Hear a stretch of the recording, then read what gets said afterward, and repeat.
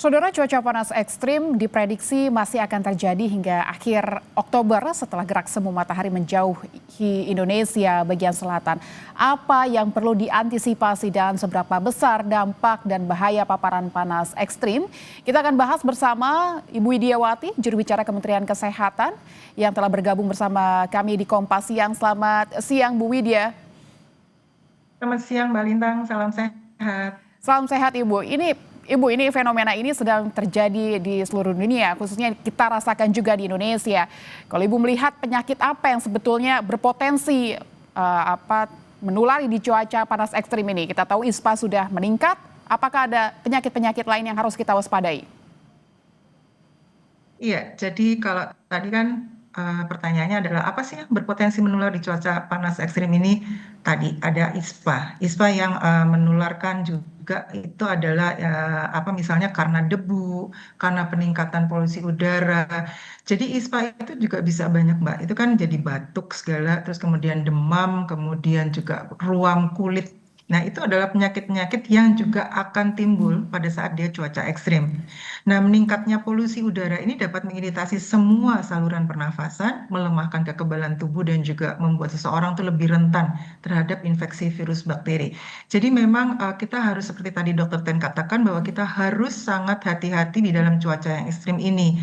Kalau nggak perlu keluar ya jangan keluar gitu ya. Tapi kalau memang harus keluar, malah kita perlu misalnya memakai sunscreen, memakai lengan panjang dan sebagainya. Jadi banyak sekali penyakit pernafasan saluran akar yang disebabkan oleh virus-virus yang ada di dalam cuaca ekstrim ini. Tadi batuk, kemudian hidung, kemudian tenggorokan dan bahkan juga terkadang paru. Nah, ini bisa menyebabkan penyakit dari ringan sampai ke berat. Ibu, apakah sudah ada peningkatan kasus penyakit tertentu yang terpantau di fasilitas kesehatan akibat suhu panas ekstrim yang laporan yang Anda terima begitu? Ya, Kementerian Kesehatan memang kita punya ya Mbak ya, sistem surveillance untuk memantau penyakit, baik itu penyakit menular atau penyakit tidak menular.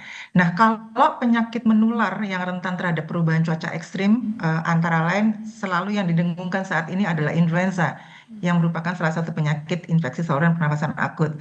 Berdasarkan hasil surveillance dari influenza ini melalui surveillance sentinel dari Ilisari ini, terpantau adanya peningkatan kasus pada akhir 2024 udah jelas ya. Kemudian di awal tahun 2025 kita tahu di Januari sampai Maret. Kemudian kembali ada peningkatan tren pada awal September.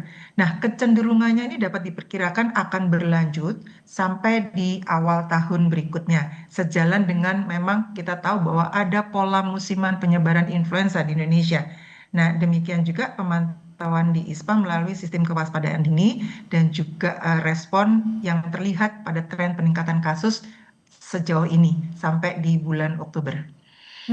Bu Widya, ini tentu yang jadi persoalan adalah kelompok rentan, lagi-lagi begitu. Ada orang tua dan anak-anak, apakah ini juga perlu menjadi perhatian dan juga mungkin orang-orang yang bekerja di lapangan, di luar ruangan begitu yang harus terterpa panas dari suhu yang ekstrim ini? Iya, jadi memang kelompok rentan itu selalu harus kita edukasi, harus kita ingatkan selalu bahwa baik itu rentan terhadap cuaca atau rentan terhadap berbagai virus lainnya. Nah, kelompok rentan terhadap tadi cuaca-cuaca ini adalah anak-anak, kemudian lansia, kemudian juga pekerja lapangan. Nah, ketiga kelompok ini, anak-anak, lansia, dan juga pekerja lapangan ini merupakan kelompok rentan yang terdampak pada cuaca panas ekstrim karena anak-anak itu rentan karena ketidakmampuan fisiologisnya, kemudian juga lansia itu memiliki risiko tinggi juga karena masalah kesehatan yang mendasar. Nah, kalau untuk si pekerja lapangannya memiliki risiko terpapar langsung tentunya ya dia bekerja di luar lapangan dengan panas yang terik sehingga memang perlu adanya perhatian khusus untuk ketiga kelompok tersebut. Nah, selain ketiga kelompok tersebut sebenarnya kita juga ada masyarakat rentan lainnya yang rentan terhadap dampak panas ekstrim ini karena aktivitas mereka lebih banyak sering keluar, sering terpapar dengan cuaca panas. Contohnya misalnya pekerja yang luar ruangan yang terpapar langsung dengan cuaca panas, kelembaban yang tinggi seperti petani. kemudian pekerja lapangan dengan risiko mengalami gangguan kesehatan karena kepaparan panas dengan lingkungan sekitarnya, dengan mungkin ada alat-alat dan sebagainya macam yang ada di luar. Kemudian masyarakat perkotaan, urbanisasi, dan minimnya ruang terbuka hijau saat ini, kadang-kadang kita suka lihat di beberapa tempat kita nggak lihat ada ruang terbuka hijau, dan meningkatkan suhu di wilayah perkotaan sendiri, membuat masyarakat itu rentan terhadap masalah kesehatannya sendiri karena panas cuaca yang ekstrim ini. Gitu Mbak Lintang?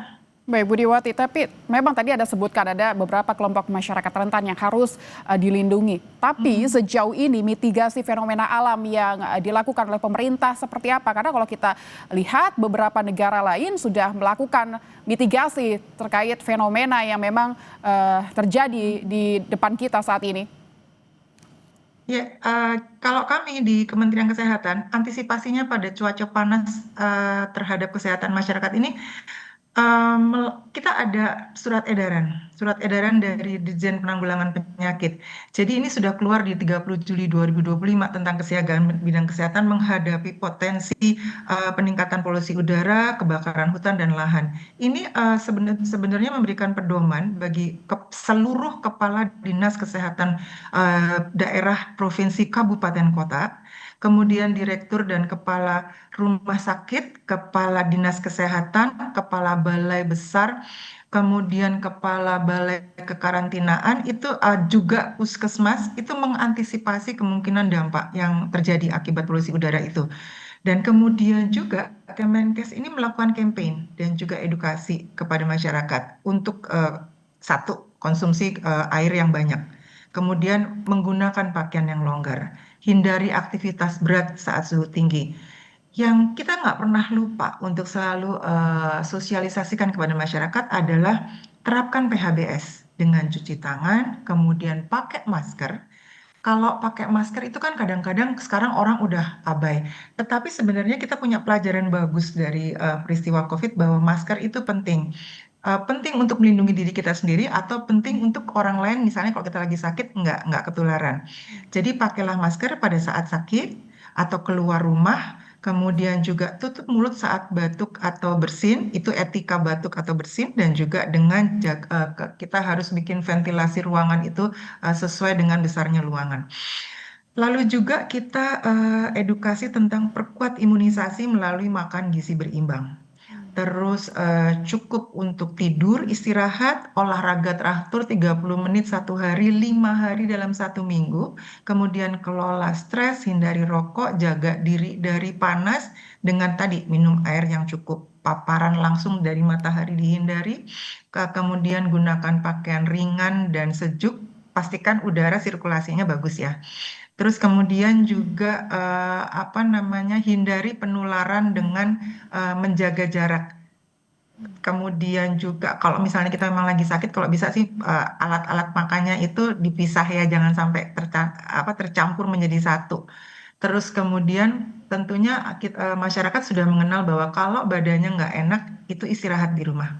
Kalau memang perlu banget keluar, pakailah masker. Waspadai gejala, pelajari bahwa kalau sudah mulai nggak enak badannya, kemudian demam, kemudian batuk, sesak, konsul kepada dokter. Mungkin harus ada obat tambahan selain vitamin yang diminumnya. Baik, baik. Itu Mbak Lintang. Baik Bu Widya, diharapkan memang kolaborasi yang tadi diteruskan ke tingkat daerah juga menjadi himbauan yang perlu diperhatikan oleh masyarakat, menjaga kondisi tubuh dan perhatikan juga cairan yang masuk ke dalam tubuh untuk mengantisipasi penyakit-penyakit yang tidak diinginkan. Terima kasih Bu Widyawati, juru bicara Kementerian Kesehatan telah berbincang dengan kami.